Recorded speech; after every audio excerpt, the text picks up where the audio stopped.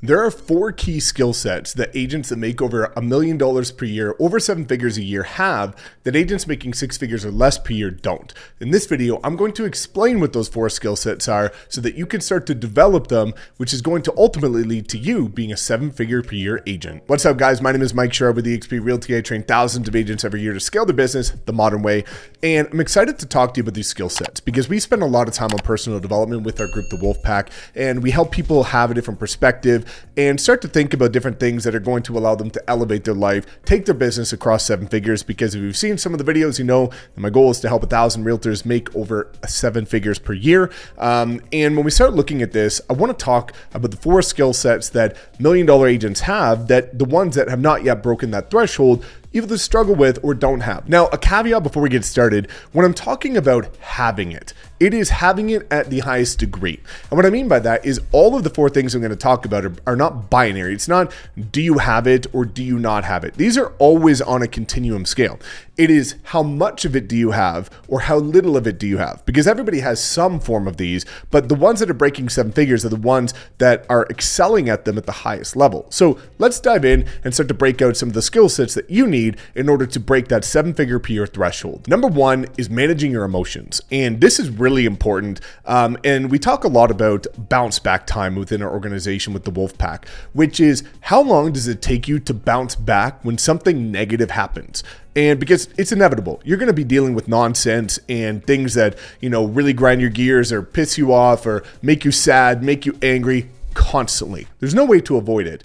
But the ones that win, the ones that break 7, 8 figures, are the ones that have a short or the shortest bounce back time, which is how long does it take them to have something happen that's negative and then turn around and get back on track to their goals. Because when you look at it, for example, a lot of realtors can lose a listing, or their friend decides to go with a different agent that's not you, and that emotionally destroys them for days.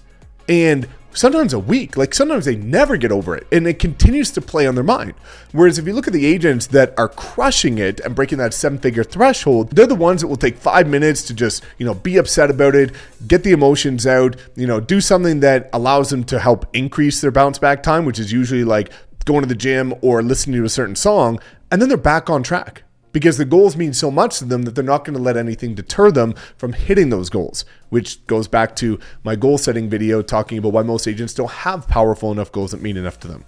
So when you start looking at real estate, it is a roller coaster constantly. Your emotions are tied to your transactions, whether you want to admit it or not. If you do 5 deals 1 month for the average agent, you're over the moon. You do 0 deals for 3 months, you're in the gutter. And unfortunately, that means that your emotions are constantly going like this. And when you're in a peak, oftentimes you're excited and you let off the gas. When you're in a dip, oftentimes you're so depressed, overwhelmed, and anxious that you can't operate at a high level and you're not making the progress that you need to get back to that peak. So emotional management is incredibly important, and especially looking at that bounce back time of when something negative happens, how long does it take for you to get back on track? Number 2 is your ability to embrace rejection, which is inevitable in any sales business. Now, because of the different modern brokerages that are coming up, I'm going to explain this from 2 different perspectives, which is number 1, the more traditional rejection, which is going to be rejection from the general public, potential buyers and sellers that you're trying to prospect or convert, online leads, things like that. The alternative is the more modern rejections we're starting to face, which is rejections from agents, because you're trying to leverage agent attraction and get people to partner with you. Let's talk about that, because number 1, rejection is inevitable. Number 2, the big thing a lot of people struggle with is that they take rejection personally. And you have to understand that unless you actually did something wrong and you just, flew off the deep end and you're showing up knocking on somebody's door, yelling and swearing at them, in almost every single case, rejection has nothing to do with you. And unfortunately, a lot of people take it personal, but they don't understand that if you knocked on that door, called that agent, cold called that potential buyer seller, you have no idea what's going on in their life. Maybe their family member just got sick or got cancer or something like that. Maybe somebody important to them just passed away. Maybe they just got fired from their job. Maybe they just, had something extraordinarily negative happen to their life that just rubbed them the wrong way.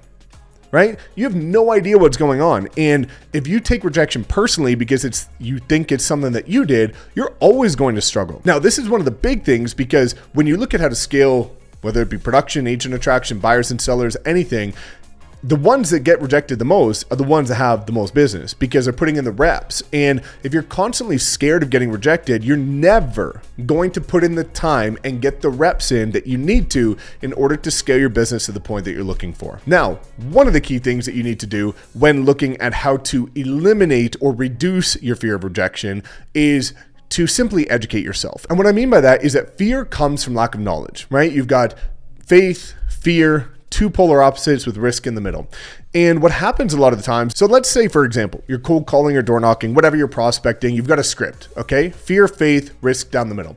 When you start looking at this, the ones that are fearful to cold call, to get rejected, are the ones where the risk is too high because of their fear and the faith is too low.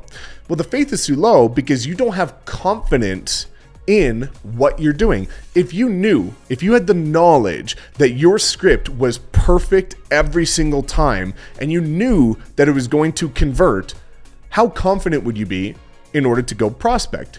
Pretty confident because you have the skill sets, which reduces the fear because the risk is lower. However, if you have not spent the time in order to develop your objection handlers and present your script with confidence, the fear is going to be high because the risk is high because the faith is low because of your lack of knowledge. So if you want to reduce the fear of anything, especially rejection, just start to educate yourself and spend more time developing your skill sets, which is going to reduce the risk, which increases the faith and ultimately decreases the fear. Number 3 is the ability to capture and multiply attention. So this is ultimately what brand awareness is about, right? If you look at any top producing agent in any market, they're the ones with the strongest personal brand, not the strongest brokerage brand. Your brokerage brand means absolutely nothing. So if you're at a brokerage because you think the brand matters, you probably want to rethink why you're at that brokerage because you're probably losing a ton of money.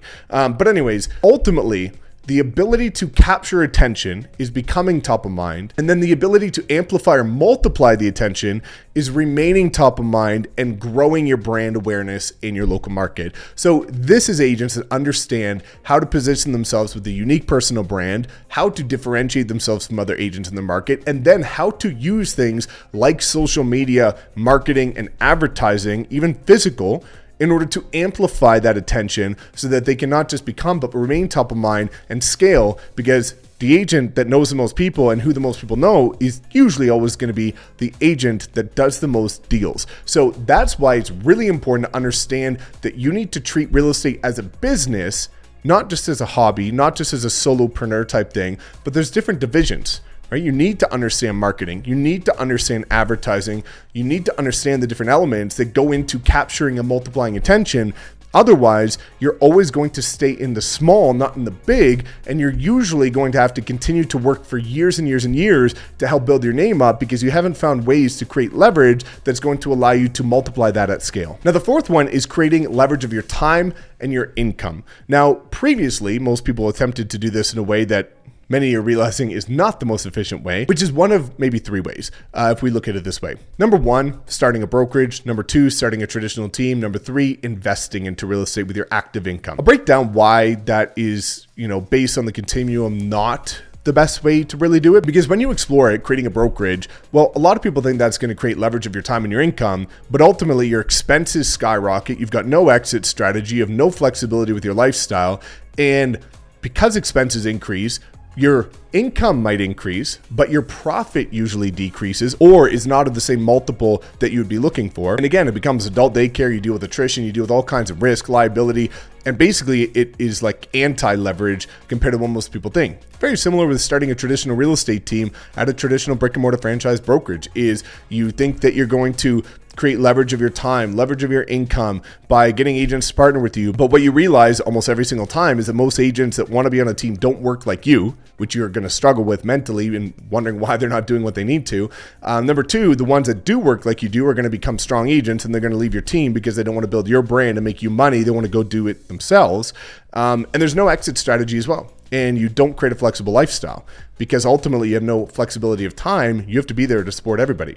So that's ultimately why I joined a brokerage like EXP Realty, is because it allows you to create leverage of your income and your time. It allows you to create leverage of your time because of the cloud-based system, the multiple brokers, and developing other leaders within your organization that you bring into the company that can do the same thing that you can, so that when you go on vacation, you don't have to worry about your business collapsing or agents getting upset. And it creates leverage of your income, because based on building a strong brand, when you capture and multiply attention, if you're not at a brokerage that allows you to partner with agents at scale globally, then you're always going to have to be doing it in a linear way, not an exponential way, like we have here, with the ability to create the additional income streams, create the residual income, which again, going to that third component of investing into real estate, still an incredible way to do it.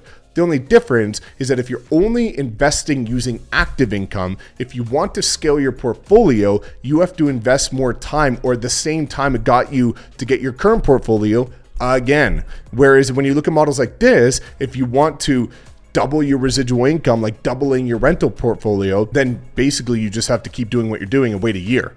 In most cases, it'll within reason double. And then what you can do is take the residual and use it to invest in properties. But it's really important to understand that as realtors start to make more money, their recurring expenses increase, but they don't have any recurring income. And this is what keeps agents, even that get to the 7-figure level, not wealthy, but rich, because they have money, but they don't have time. And ultimately, the way you want to build your business when you get to the 7-figure level is to actually have the time to enjoy it. So hopefully you understand those 4 key skill sets and can work on improving them in terms of creating leverage and being able to build your business in a way that gives you the flexibility that you got into the real estate business for. So thanks so much for tuning in. As always, drop a comment if you have any questions. Please make sure to like, comment, subscribe, and we'll see you in the next video.